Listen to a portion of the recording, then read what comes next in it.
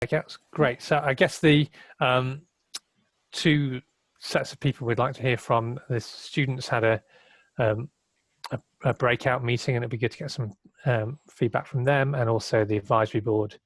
We traditionally have a kind of rather cringy sitting around a room and listening to the advisory board say things in advance of their verbal report, so it would be useful to do that as well.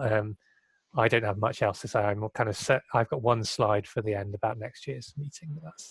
That's all additional I want to say. So should we do students first, Ramon? Or who? I'm not sure who's chairing it now. Kathy's the chair this time. She's, I think, a little closer time zone wise. Yes. You happy for the students to go first, Kathy? I'm certainly happy for the students to go first. I'll be interested to hear what they have to say. Great. Aisling, I think is it you? Yeah, I'll take some minutes. So we'll start off with just general feedback from this meeting itself. We've only got positive things to say. That we've had some really good speakers, and as we've said before, with the global aspect, because it's made virtual, we've been able to get some really good speakers. The program actually, ran on time and to schedule, which was great. And really, I think the thing that people noticed was the extra engagement people had through the Slack, which we just don't have time for in a essentially normal meeting where you would have a talk and then like a few minutes of questions. So having that extra resource has been really useful. Yeah, and then the only downside, which we can't really do anything about, is the social side. It's much harder to just like have that essentially non-scheduled interaction with people. But I don't think there's much we can do with that. Although the thing that offset that was having the breakout rooms in the tea and coffee sessions, which people liked, and it meant that you mixed more within COMET. But one thing people did say that was possibly having some designated like breakout sessions during tea and coffee, and then some without, because there was that temptation there to just always go and talk to someone new and discuss science, or just have a chat with them. So if the AGM was to be virtual again, there was suggestions to have it over possibly 3 days and make the days shorter, so you're not in front of a screen for as long. I think that was all to do with this meeting. We had a few other suggestions. So the student meeting in January, the people at Durham did a really good job last year, and they have loads of resources in terms of the programme and how to set that up. So we have people from Bristol sorting it this year, and we've sorted out who that is. And I think they're having a chat with Charlie and possibly Juliet next week about that. But we have a couple of suggested alumni speakers, because we think that worked really well at this year's student meeting. And if we were able to set up some form of virtual component like this, like how you run the webinars, where even if we were to able to have it in person, there is that virtual aspect where people could still join, and that way it opens up to the alumni speakers we actually could have. And I think, yeah, we'll have to sort of wait sort of closer to the time to know whether we can have that virtual or in person. Then there's a couple of things to do with the Slack we've created. We'll have to set up a few new channels for the PhD students. And basically all the channels that have been set up for this meeting, because there's sort of a lot of them, we're going to archive all them and put them in a document and then just circulate that. So then it's not just constantly on everyone's Slack. And then another couple of things were the students would like a list of contacts and like employment details for past COMET alumni, for potential internships, outreach, just generally knowing like where alumni from COMET go. And then the last thing was outreach opportunities. So a lot of us do individual outreach with our institutions, with different organisations, and there was possible like talk what if we did some COMET-wide outreach opportunities and then getting people from different institutions together. I know there's certain times like Geo Week or science week, or things that we could actually potentially arrange a few times a year, and people who are interested try and organise and do sort of further engagement that way. And I think just a couple of the breakout sessions for the January meeting, outreach with students was one of the topics that people would like to do, and then be a follow-up from their diversity chat that we had yesterday, and sort of hold ourselves accountable and see what we actually did as COMET in the 6 months since this. So I think that's all we had, is all positive. Great, thank you. That's really some really great suggestions. And the thing I'd add about this, what we call the student meeting, and we have to think about the name of it, whether we still call it the student meeting, but the January meeting, I'd like more of the, let's use the word grown-ups again, but more of the COMET scientists to engage with that meeting as well. I'm very keen that it's still organised and the presentations and all student led, but I'd like to, it tends to be quite low engagement from COMET scientists, and maybe the hybrid, if we are able to do a face-to-face meeting, having the hybrid, being able to connect for a couple of hours via Zoom would actually facilitate that, because of course people are extremely busy as well, and we appreciate that. So that's great. Thank you. To counter that though, I think one of the reasons we separated out initially was because that the students felt more comfortable in talking amongst themselves and without having the peer pressure of performing to the professors, etc. And that was one of the reasons we switched it out a number of years ago now. And so if you have all the profs turning up, then it feels like it puts a lot more pressure on the students. Okay, maybe then let's put this, don't decide now, but just discuss it amongst the students, whether you'd like more of us or fewer of us, and we'll go with your decision. And it's not a loaded question either. It's completely, I can see that argument, that actually it would be, so you might prefer just to meet by yourselves. And, Juliet was strongly in favour of more, the other argument. So Juliet, say something as well. What I was going to say is maybe this kind of blended half in person, half virtual would actually be ideal for that, because we could have some sessions that everybody could join that were virtual, and some sessions that are just for the students. So actually that might be something that's easier to fix. But yeah, more a case that it used to be a real highlight of the COMET program, seeing what all the students are up to, and I kind of miss that. Yeah, we could also, I guess, record them and watch. We could have a COMET. We could all meet in a separate room and watch them. Anyway, let's have a think about that. Rather than make a decision. Okay, I was maybe jumping the gun a bit. Thank you, Ekbal. Sorry, just one thing to pitch in, which is that we did start putting together a list of COMET alumni. So if you want access to that, then I can share it. It's definitely incomplete. It was basically the people that I could think of, and then a few people who I reached out of who they could think of as well. 25 or 30 or so people. I don't know. Is there a formal list somewhere? Is there any official list kept? Not that I know. So can you share that with me, and then I can start collating everyone's information about. We could also use tools like LinkedIn and things as well. I know that quite a lot of courses and things do that, so that might be a way of finding people. I know many students probably don't use that. I don't know, but yeah, getting a list that we can use would be great. Any other comments or questions for Aisling or any of the students? Thank you, everyone. Kathy. Hi, everyone. And I thought maybe really quickly we could go around the board members so they can at least wave at you. Usually we have a chance to talk to you individually. So the board members, let's see, Ramon Aerosmith. Yes. From Arizona State, Roland Bergman. Hi, everybody. Miss you all. UC Berkeley. So those two are on quite a different time zone.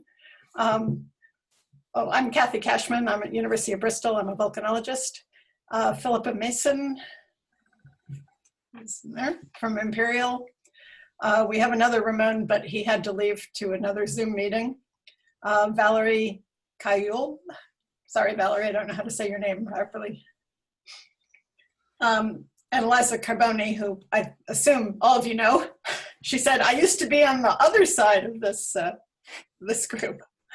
So I'll be brief, but first of all, I wanted to, as always, thank the organizers, and let's see, particularly Tim for introducing us to PE with Joe, to Charlie for a really flawless orchestration of this video conferencing chaos, and Chris for really so efficiently getting all of the talks onto the Slack channel, and particularly our remote board members appreciated that. But it also allowed the Slack channel conversations to go on quite efficiently. So that was amazing. And I just wanted to say that as board members, we always find these meetings to be really stimulating, and we enjoy catching up on with all of you and on everything that COMET has been up to over the past year. So that's a general thanks from us. Comments on the meeting, basically echoing a lot of the things that the students said.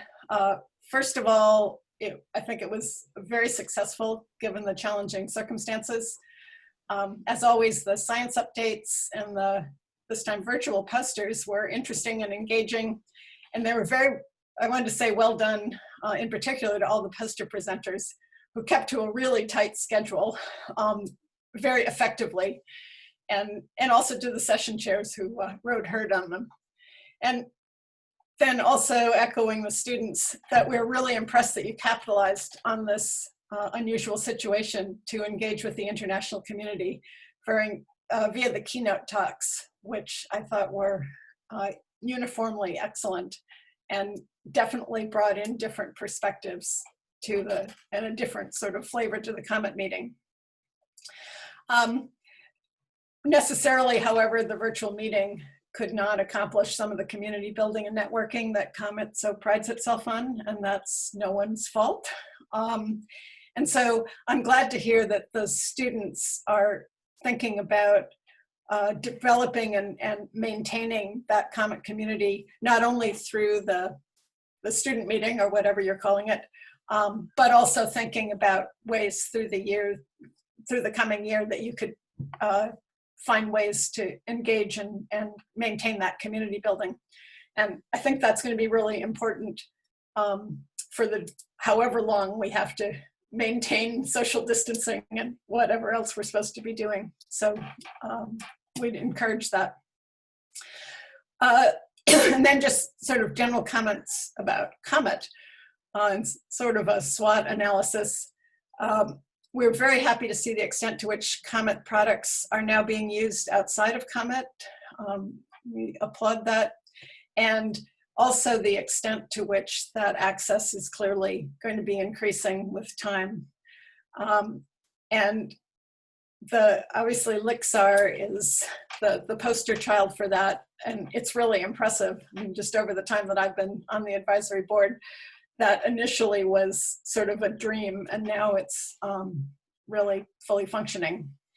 And the automated processing, obviously you know better than I do, is critical. And Simon Karn also pointed that out or commented on that just the sheer volume of data coming in requires that more and more automation is necessary just to handle the data.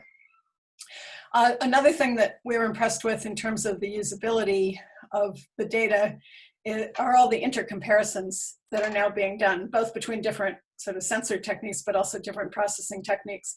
And we thought that's really valuable, and particularly for people who are trying to get into remote sensing, to be able to get a sense and see how these different approaches compare. And then also for from a user perspective, we're glad to see that you're developing the user metrics, and as well as the open data and open codes.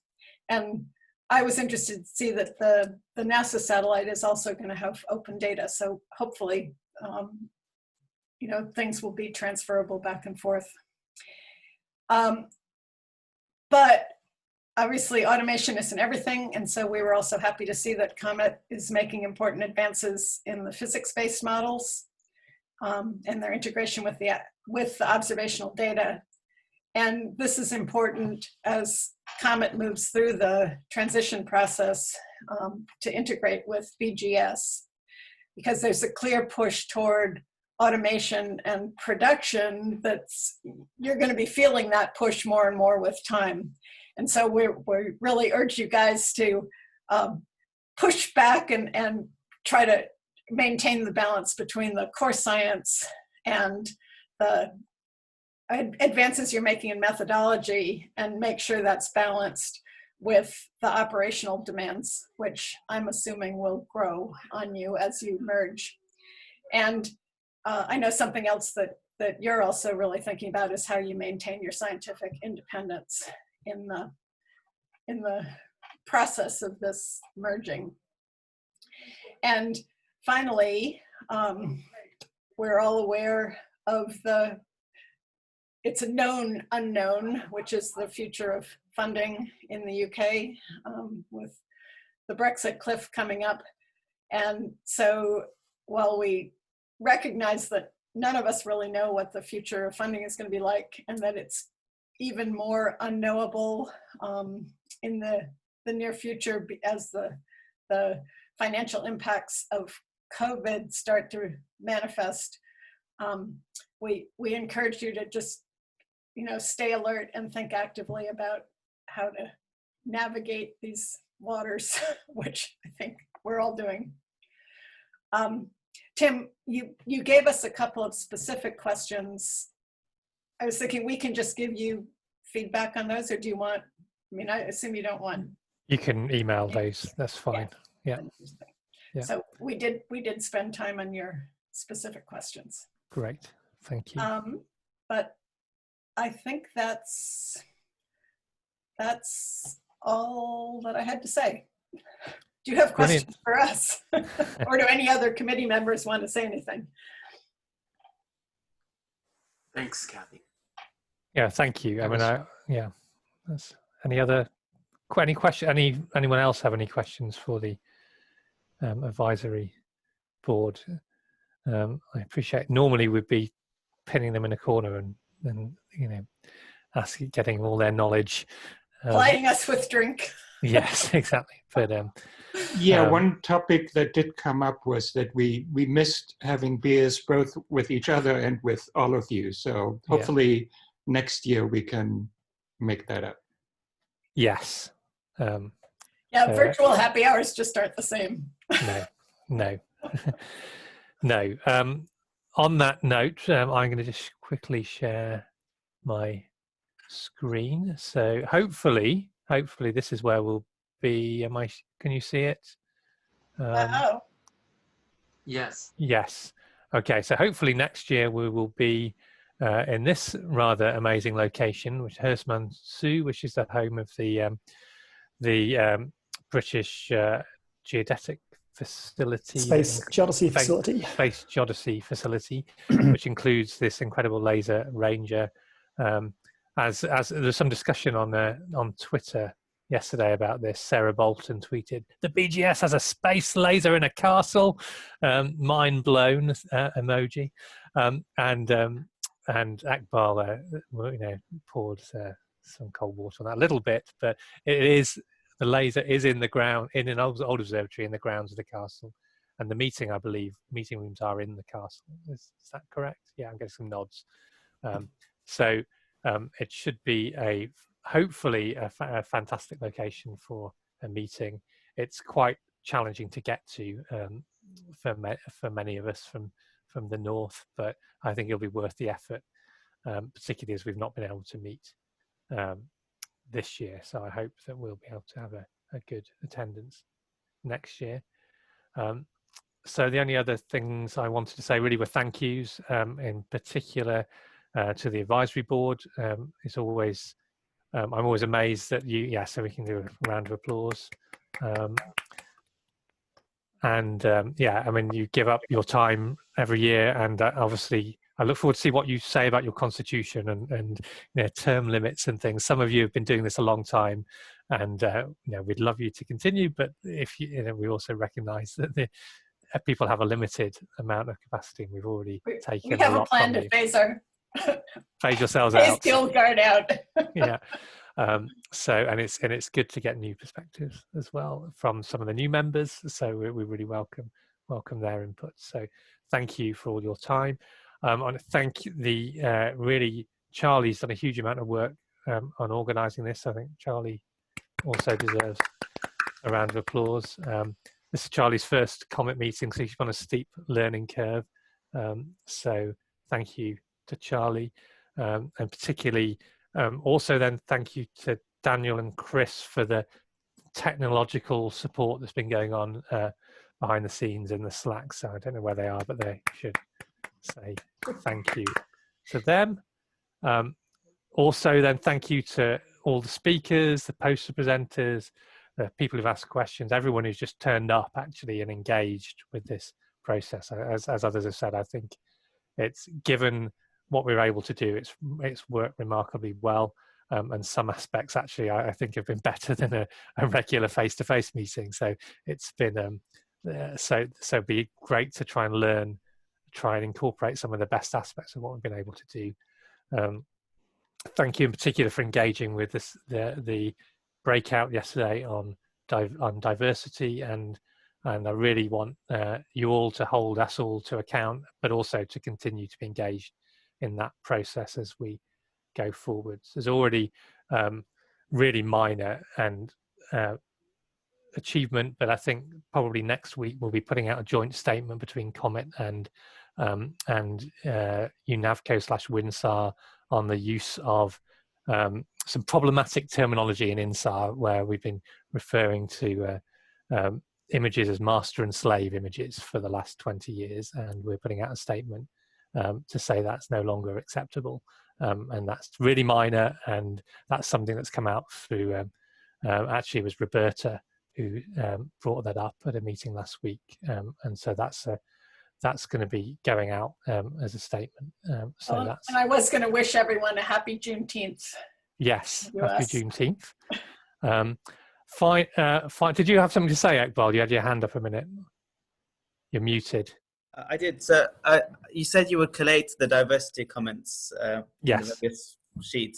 Are you going to circulate that with the key action points that you plan to do? So then we can hold you to account. Yes, we will. There were obviously 10 documents, and I don't expect Charlie will have had time to stick all those together yet, but we will do that.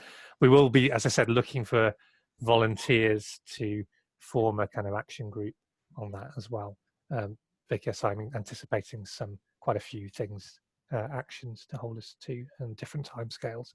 So yes, we will do that as soon as we can.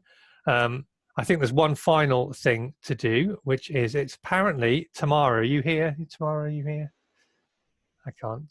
I can only see one page, and you're not on my first page. Say something, and then you'll appear on the first page. Yes, Camilla. I feel like you. No, it wasn't you. Okay, so it's Tamara's 30th birthday today, apparently, and she spent it with us. So first of all, round of applause. I think maybe we should all turn our microphones off and try and sing happy birthday as a way of ending this. I have no idea how that will work. It will, but if we, you can count down, Tim. Okay, 1, 2, 3. Microphones off first. Come on. I'm going to unmute all. Right. Happy birthday to you. Happy birthday to you. Happy birthday, dear Tamara. Happy birthday to you.